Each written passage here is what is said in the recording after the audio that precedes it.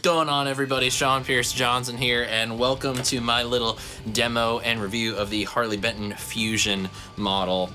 Just want to start off by saying a big thanks to Ryan at 60 Cycle Hum for lending me this guitar and starting to get to know the Harley Benton stuff. Of course, Harley Benton guitars are pretty well known amongst my little YouTube circle, and it seems like Harley Benton is starting to get a pretty well-deserved reputation of making some really high-quality, inexpensive guitars for the budget-minded guitarist, and really backing it up with a lot of really cool quality. So basically, the Fusion is kind of, to me, Harley Benton's answer to the sort of super strat market. It definitely has a lot of cool features that make it a contender in that marketplace, but it looks really classy. It's not super shreddy, but it definitely feels like a well-playing shredder kind of guitar. There's a lot of specs that make this a guitar that anybody that loves shred guitar, and I felt wearing my Steve Vai Passion Warfare Tour t-shirt would be appropriate for this video. So let's go ahead and talk a little bit about the specs and then get into some playing. Body is a Sapele body, which is basically like mahogany. It's a close cousin. We have a quilted maple veneer top. So if I go to the guitar cam, so yeah, this is basically all body, and the top is just basically a picture. That's kind of what we're looking at here. But even so, it's a really nice picture of quilted maple, essentially. I mean, it's just a thin piece of wood. It's not really a photograph or anything, but that's kind of the concept. We have a bolt-on maple neck, 4-bolt, which I really like these inserts that you see on the bolts on the neck heel. They're not just like wood screws going right through the body and into the neck. There's a little inlay there to give it just a little bit more added strength. Ebony fretboard, really cool. 24 frets, very comfortable to reach that top 24th fret. The inlays actually look like, you know, old school Fender style clay dots, which I think are very, very nice. And these frets are jumbo stainless steel frets, or medium jumbo stainless steel frets, pardon me. Now this is the thing about this guitar that I feel like a lot of people are really jazzed about, the stainless steel frets on a guitar of its price. I think this hovers in and around the $300 area. Then we get to the hardware. We have a Floyd Rose 1000 series, which is basically a legit Floyd Rose with the locking nut. And then we have Grover tuners up here at the headstock, which I think is pretty damn awesome to say the least. And this Floyd Rose, I mean, that's like your real legit Floyd Rose look. I know in the past I had Ibanez's and other Floyd style bridges. They kind of did the Floyd Rose thing, but they didn't really look like a Floyd Rose. This looks like all the classic Floyd Roses that you see on those 80s shredder super strats, and that's kind of what you want. The one issue that I have with this particular Floyd Rose, and this is something that on a lot of more inexpensive guitars that I notice, you're gonna need some WD-40 in that to cut down on that. And then when you loosen it a little bit, it just kind of flops around, but then against your body, you can almost feel the tremolo arm squeaking against. You know, that's not necessarily an indictment of Harley Benton, that's just an indictment of Floyd Rose and its design. So you're gonna have a little bit of a problem with that, but it's also that screw-in tremolo kind of thing that always seems to happen. Excuse me, whammy bar, because tremolo is a volume effect, not a pitch effect. But the cavity is routed so that you can lower and you can raise.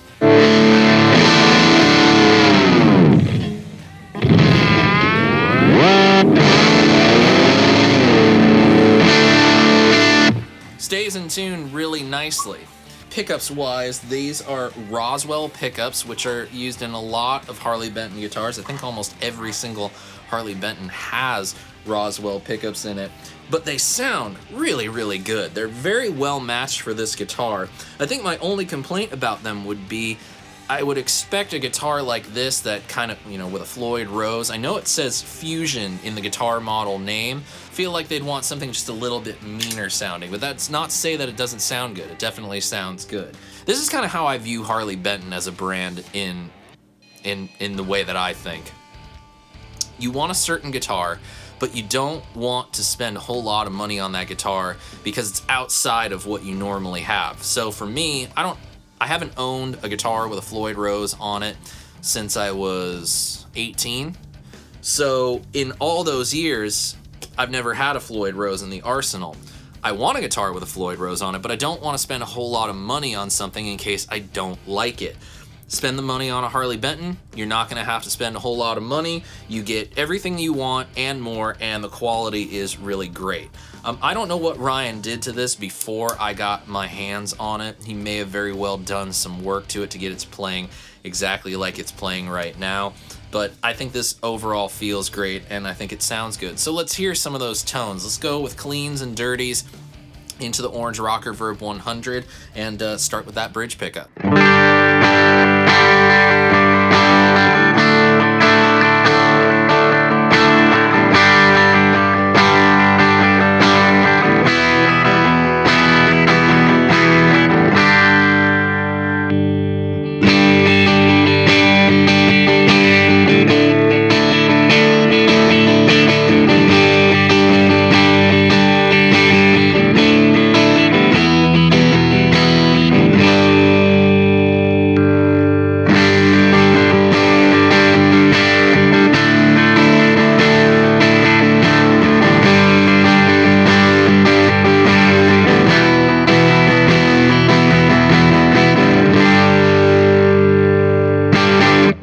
Let's go ahead and split the humbuckers and hear the humbuckers, now tapped, split, in clean mode.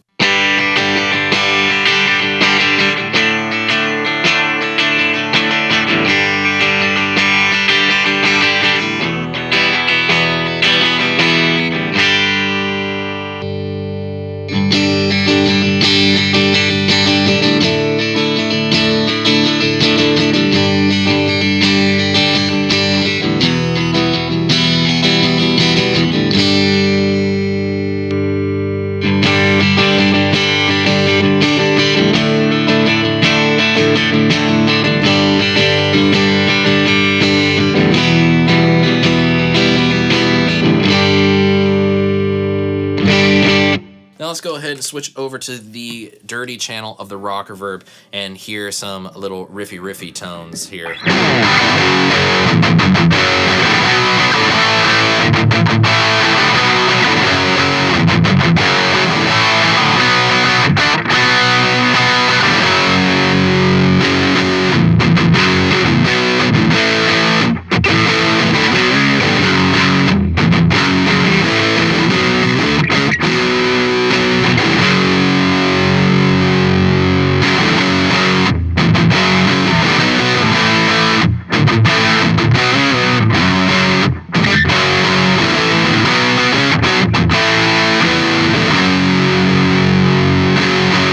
I'm surprised that the neck pickup doesn't get as boomy as neck pickups usually do with dirt. I feel like there's some good clarity there.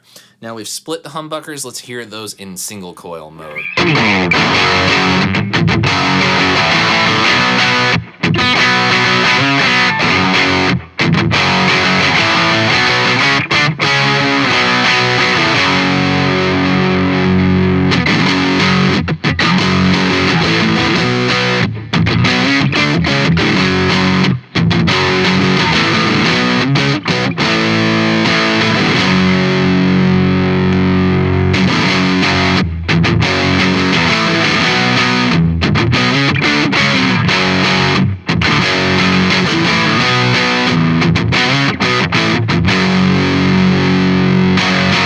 That's one mean sounding neck pickup, and even the bridge pickup still has a little bit of a sting thing that I like a lot.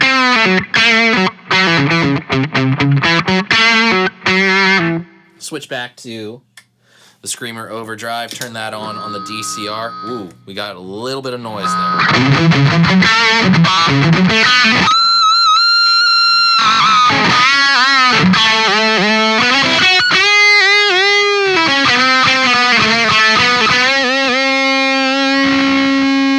Of course, for rock like this, we need delay, we need to soar. Let's get a little wheedly woo and use that Floyd Rose and just really abuse it.